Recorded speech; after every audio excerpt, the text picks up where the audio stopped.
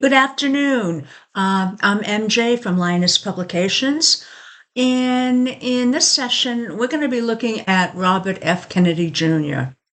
Uh, and we're going to take a look at what's going to be happening pretty much within about the next year. And we're going to look at the natal chart.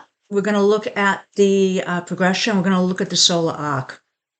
We're also going to spend just about a minute or so looking at his natal chart characteristics, because I think some of that may actually explain some of the way that he is, so people can sort of get a little understanding.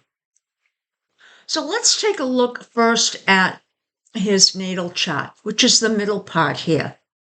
And by the way, the charts are set up. We do have a birth time of 5:32 for him on 1/17/1954. And I've set the charts up for September 1st for the transit, the solar arc, and the progression. Now, I want to point you to this little area over here. And what we have is we've got a series of 3 planets in Capricorn. Capricorn is a very traditional planet sign. It is an earth sign, and it is what's called the cardinal sign. It's leadership. That's what it's associated with. Now, this is all in his 6th house. And 6th house is typically associated with work, service to other people, can also be environmental issues, and also the wellness, which he's well known for. Now, these planets are Venus, Sun, and Mercury. And Venus and Sun are conjunct, and Sun and Mercury are conjunct. Venus and Mercury are just a little bit, they're 5 degrees apart, so they may not quite be considered conjunct, depending on which astrologer you talk to. Now, as I noted, Capricorn is very conventional, but he's an unconventional person. Well, if we take a look over to this side of the chart, what we have is Uranus. Uranus changes things. And in his natal chart, whatever it's touching, it's going to make different. So in effect, it's an opposition to some of his planets here, specifically with Venus. So that's making his interactions with communities, things he likes, a little off key. So it's no longer Capricorn type. It's no longer establishment, traditional. That's going to bring him sort of to a different direction. We also have Pluto in his natal chart, making an inconjunct to Venus and the Sun.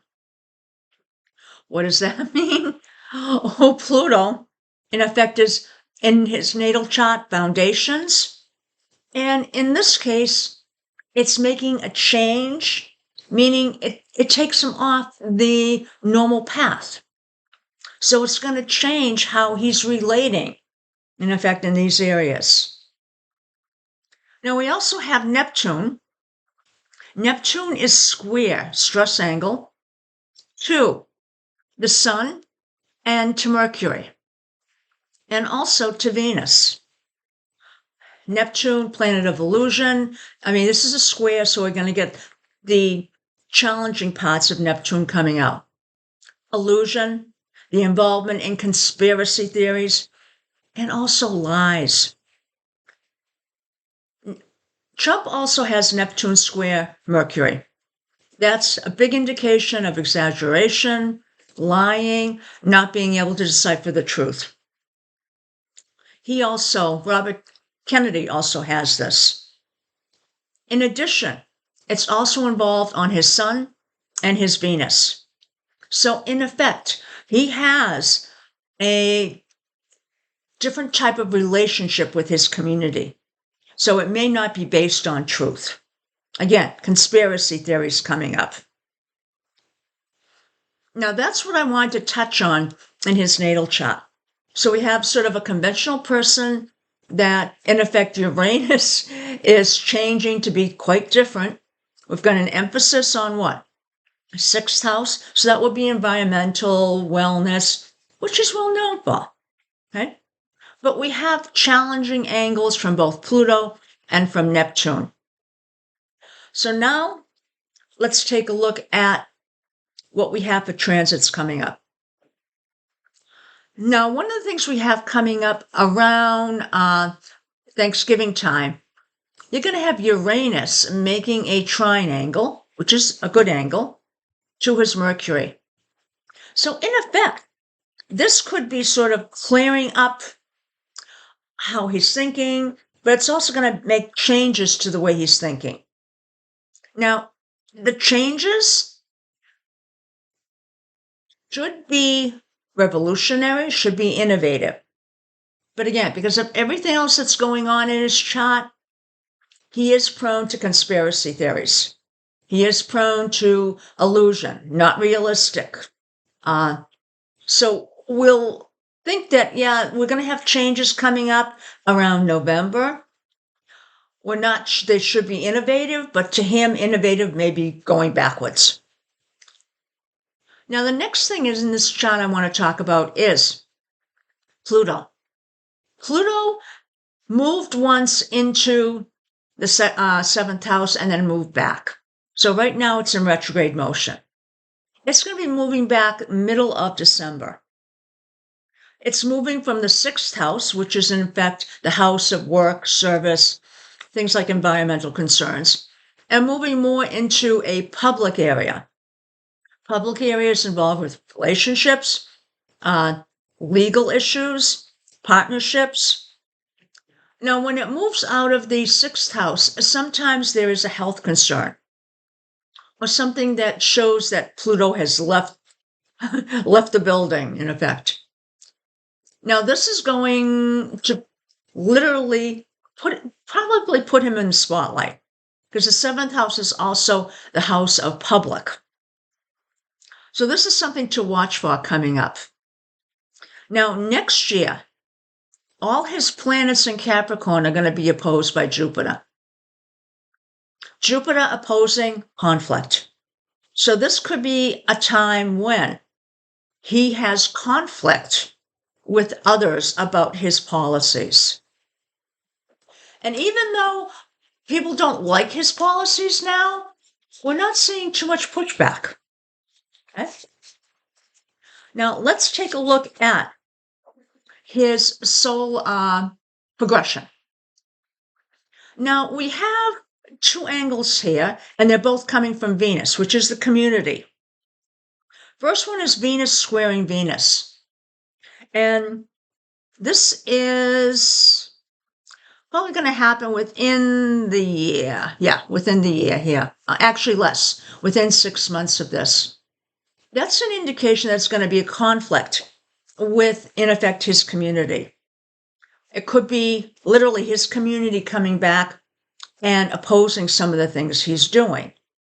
Now remember, his community comprise people that are into conspiracy theories, but in addition, they comprise people that are into wellness.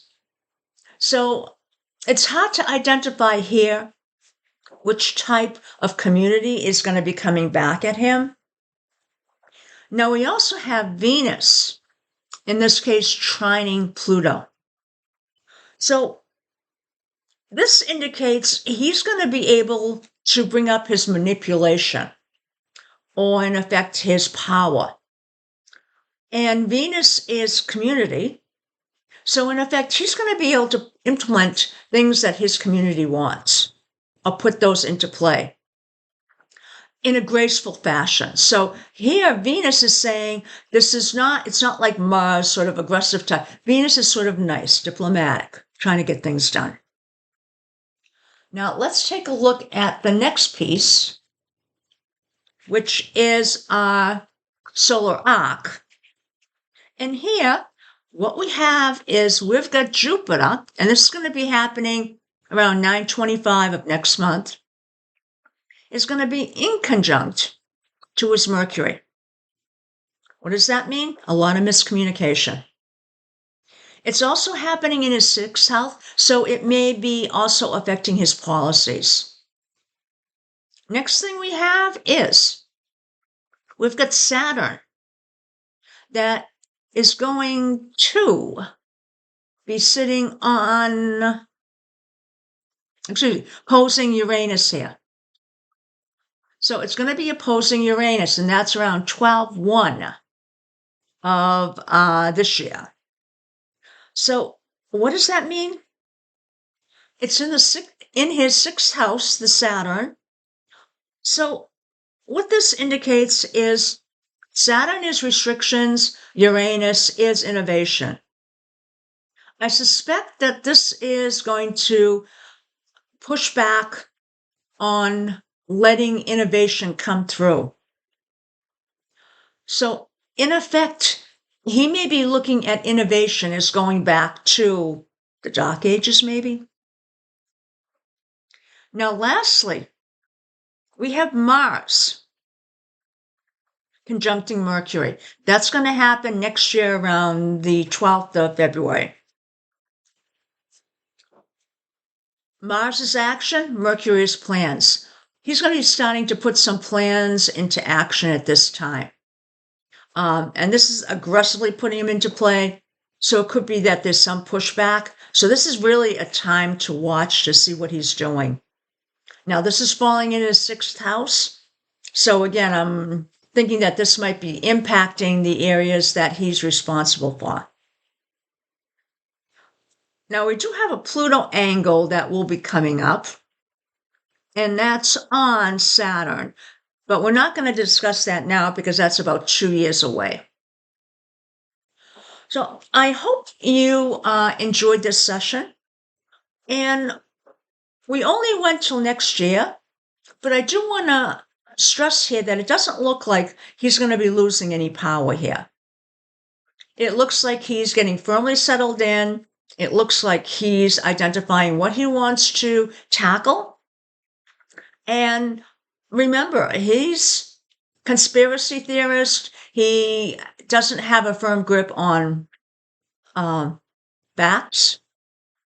He, again, he lies, or maybe I shouldn't say he lies. He doesn't understand what the truth is, or he doesn't understand the difference between a truth and what isn't true. So he may be looking at things that have never been verified, never been peer reviewed, and thinking, oh yeah, this is a new development and this works, when it doesn't.